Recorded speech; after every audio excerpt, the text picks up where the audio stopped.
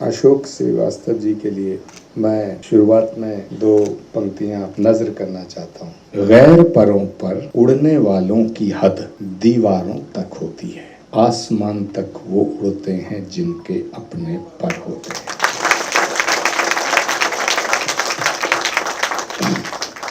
ये खान मार्केट दिल्ली वाली है। फिर मैंने सोचा कि कुछ मैं लिख दूं और उसका मतलब गलत लग जाए, ये भी ठीक नहीं होगा। फिर मैंने और थोड़ा सा मनन किया। फिर मैंने सोचा कि अगर ये यही खान मार्केट है तो इसको गैंग क्यों लिखा गया। फिर मैंने सोचा कि अगर ये वाकई गैंग है तो इसका बॉस तो कोई होगा। तो मैंने उनके उस ट्वीट पे लिखा कि भाई ये अगर गैंग है तो इसका बॉस भी कोई होगा। बॉस कौन है? तो अशोक जी ने कहा कि आपसे बेहतर कौन जानता। मेरा सवाल मेरे ही गले में डाल दिया। अब मैं इस सवाल को आप सबके सामने छोड़ करके जाऊंगा और हाँ, इसकी जो मेरी थोड़ी से जो मेरे अनुभव है वो मैं शेयर जरूर करूंगा कि जिस दौर में अशोक श्रीवास्तव जी को बैन किया गया तो राधिका खेरा भी उस गैंग का हिस्सा थी। अब ये मुझे नहीं पता कि वो मन से थी या मजबूरी में थी, क्योंकि जब ये बैन लगा तो मैंने कांग्रेस के बड़े नेताओं से कहा कि ये फैसला क्यों किया है, मुझे लगता है ये ठीक नहीं है।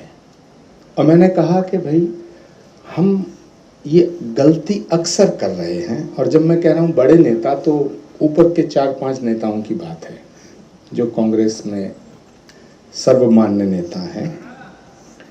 तो सुधांशु जी इनकलाब अखबार के नेशनल एडिटर रहे हैं, मुमताज़ साहब मुझे दिखाई दिए हैं। भाई एक कुर्सी जरूर आसन ग्रहण करने को दे दीजिएगा। मुमताज़ भाई का जरा स्वागत करिए भाई तालियों से। इनकी मेरी जब बात हुई अशोक जी कि आज आपका कोई प्रोग्राम है, तो मैंने कहा कि बोले उसका नाम बड़ा खतरनाक है किताब का। तो खैर, तो जब वो बैन लगा मैंने बात की। और बात क्यों की कि मुझे स्पेसिफिकली फ़ोन आया, जो बात मुझे बताना ज़रूरी है कि फ़ोन आया कि बाकी सबको तो आदेश तामील करा दिया गया है, एक आप बचे हैं, तो आपसे कोई बात करने के लिए तैयार नहीं था। तो स्पेशली मुझे कहा गया है, अब मैं नाम नहीं बताऊंगा उन नेता का, बड़े नेता हैं, कि मैं आपसे बात करूं। तो पहले तो मुझे ही संदेह प्रकट हुआ कि ये मुझे क्या समझते हैं, पता नहीं भाई। तो खैर कभी आप जो है इन पत्रकारों के कार्यक्रमों में नहीं जाएंगे। उसके बाद जब उसने नाम गिनाए तो फिर अंत में दिल्ली दूरदर्शन अशोक श्रीवास्तव का नाम लिया। तो 1-2 बार मेरा इनसे परिचय भी था, इनके टेलीविज़न डिस्कशन का मैं हिस्सा रहा था। तो फिर मैंने कहा भी अशोक श्रीवास्तव जी तो दिल्ली दूरदर्शन वाले हैं, उनका तो कोई मतलब है नहीं किसी तरह का इस तरह का। कि नहीं, अशोक श्रीवास्तव जो हैं ये मोदी के बहुत खास है। तो मैंने कहा भाई दूरदर्शन ऊपर से सरकार का तो मुंह माना ही जाता, कई चीज़ें होती हैं भाई, हमारा एक तरह से फेस टेलीविज़न है वो। तो मैंने कहा वो प्राइम मिनिस्टर हैं, मोदी प्राइम मिनिस्टर हैं, तो प्राइम मिनिस्टर की बात सरकार की बात भी करते होंगे, लेकिन हमारी भी बात करते हैं। कि नहीं साहब आप इसमें बहस ना करिएगा, और हमारा निवेदन है क्योंकि किसी तानाशाह की गोदी में बैठने वाले पत्रकारों को हमने बैन किया है। तो मैंने कहा कि भाई ठीक है, मैं सोचूंगा, विवादा नहीं करता।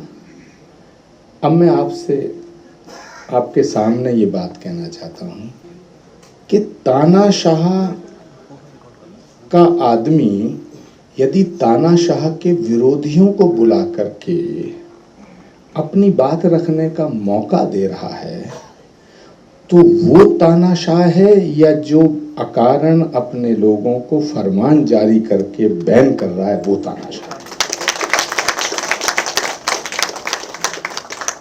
फिर इस बात को लेके जब चर्चा हुई तो हम लोग भी हैं, हमने कहा यार अब ऐसा कैसे क्या किया जाए। तो हमने फिर अशोक श्रीवास्तव जी को खुद फ़ोन किया एक दिन।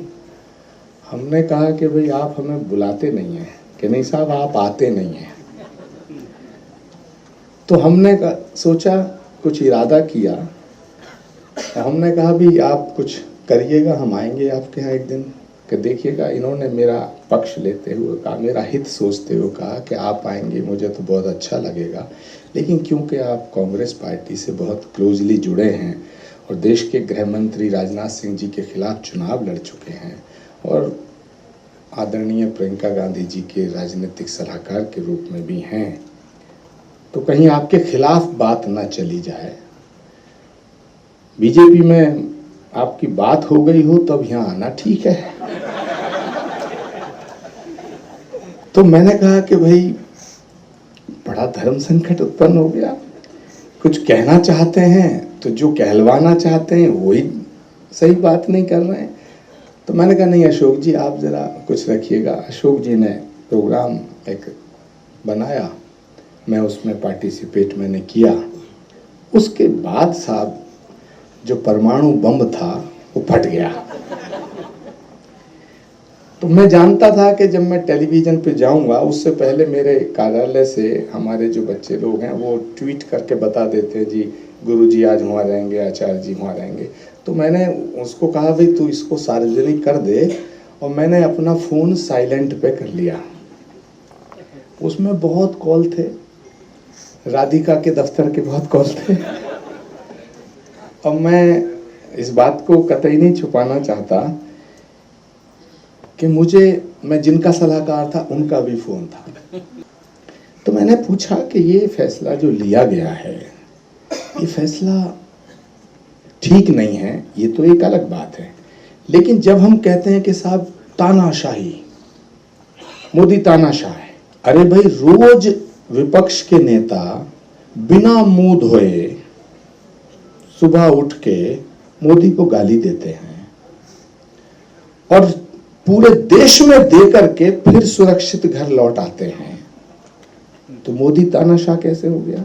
अगर तानाशाह होता मोदी तो तुम पूरे देश में मोदी को रोज गाली दे सकते थे, और आज से नहीं दे रहे हैं, आज से नहीं दे रहे हैं।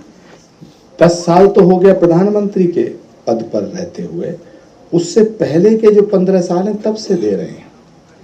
अब सवाल उठता है कि भाई पक्ष विपक्ष तो हमेशा रहा है, लेकिन आप जिस तरह की बातें कर रहे हैं वो बात इस देश के लिए ठीक नहीं है, क्योंकि आप एक ऐसा जहर बो रहे हैं अपने स्वार्थ के लिए जो हमारी आगे आने वाली नस्लों को बहुत क्षति पहुंचाएगा। आज ये जो किताब आपने लिखी है, मैं बिल्कुल इसका पूर्ण समर्थन करता हूं।